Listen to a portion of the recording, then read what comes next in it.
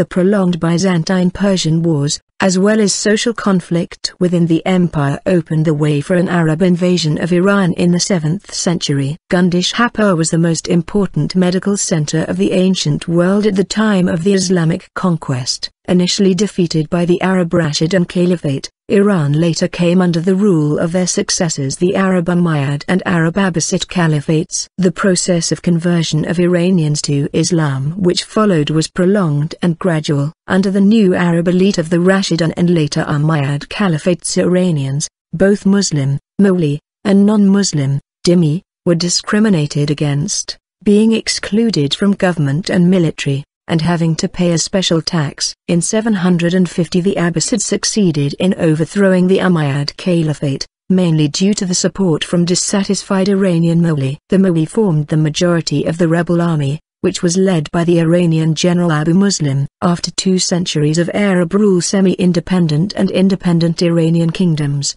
such as the Tahirids, Saffarids, Samanids and Buyids, began to appear on the fringes of the declining Abbasid Caliphate. By the Samanid era in the 9th and 10th centuries, Iran's efforts to regain its independence had been well solidified. The arrival of the Abbasid Caliph saw a revival of Persian culture and influence, and a move away from Arabic culture. The role of the old Arab aristocracy was slowly replaced by a Persian bureaucracy. The blossoming Persian literature, philosophy, medicine, and art became major elements in the forming of a Muslim civilization during the Islamic Golden Age.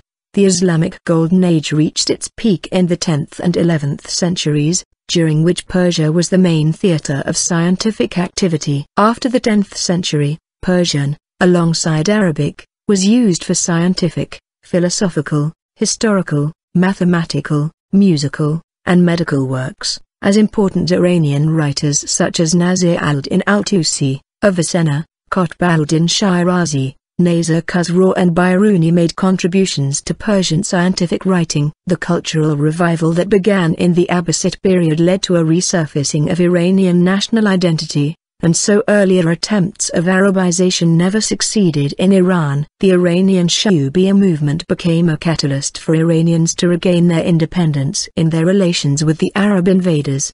The most notable effect of the movement was the continuation of the Persian language attested to the epic poet Ferdowsi, now regarded as the most important figure in Persian literature.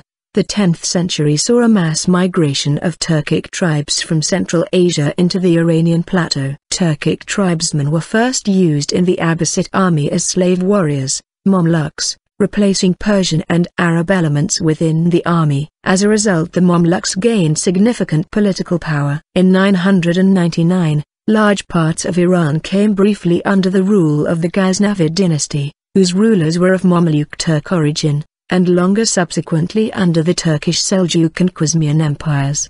These Turks had been fully Persianized and had adopted Persian models of administration and rulership. The result of the adoption and patronage of Persian culture by Turkish rulers was the development of a distinct Turco-Persian tradition. In 1219-21 the Khuzestian Empire suffered a devastating invasion by Genghis Khan's Mongol army. According to Stephen R. Ward, Mongol violence and depredations killed up to 3/4 of the population of the Iranian plateau, possibly 10 to 15 million people. Some historians have estimated that Iran's population did not again reach its pre-Mongol levels until the mid-20th century. Following the fracture of the Mongol Empire in 1256, Hulagu Khan, Genghis Khan's grandson, established the Ilkhanate dynasty in Iran. In 1370 yet another conqueror, Timur, commonly known as Tamerlane in the West, followed Hulagu's example, establishing the Timurid dynasty which lasted for another 156 years. In 1387, Timur ordered the complete massacre of Isfahan, reportedly killing 70,000 citizens. Hulagu, Timur and their successors soon came to adopt the ways and customs of the Persians, choosing to surround themselves with a culture that was distinctively Persian.